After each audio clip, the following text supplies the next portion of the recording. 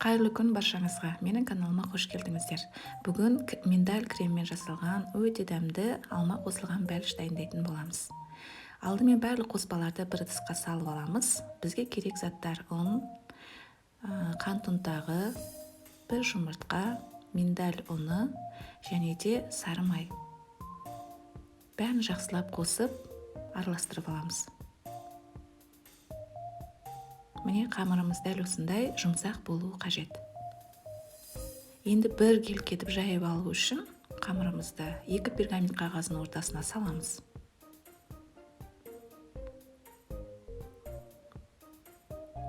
Оқтаумен тегістеп жайып аламыз.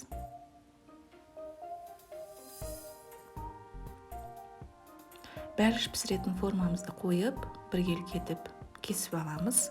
Және де осы қамырды холодильникке тағы да 1-2 минутқа салып аламыз. Яғни қамыр кішкене қатаюы қажет.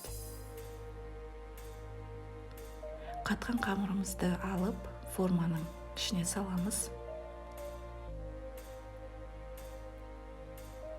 Енді қалған қамырларды түзу етіп кесіп, бәлішіміздің, яғни шет жақтарын, бортиктарын жасаймыз.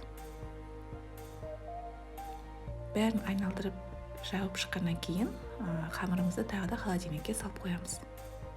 Енді крем дайындаймыз. Ол үшін бізге керек сары май, қант ұнтағы, бір жұмыртқа және де миндаль ұны. Бәрін жақсылап араластырып аламыз. Крем өте оңай әрі тез дайындалады. Холодильниктен қамырымызды алып, ортасын шанышқымен жақсылап тесіп шығамыз. Үстіне жаңа өзіміз дайындаған кремімізді салып, жақсылап тегістеп жайып шығамыз.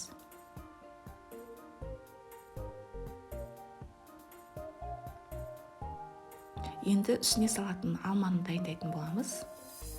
Ол үшін алманы жақсылап жуып, тазалап, дәл осындай жұқа етіп турап аламыз.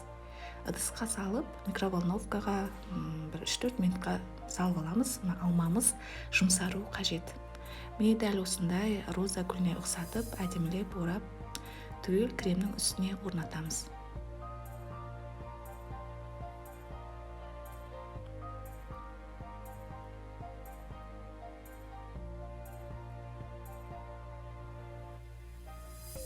Міне барлық гүлдерді кремнің үстіне орнатып шықтық. Дайын болған бәлішімізді 180 градуста ысып тұрған пешке 30 минутқа салып пісіріп аламыз. Міне біздің бәлішіміз дайын болды. Формасынан алып, үстіне қант ұнтағын себеміз. Қамырына миндаль және миндаль кремімен жасалған алма қосылған бәлішіміз дайын болды.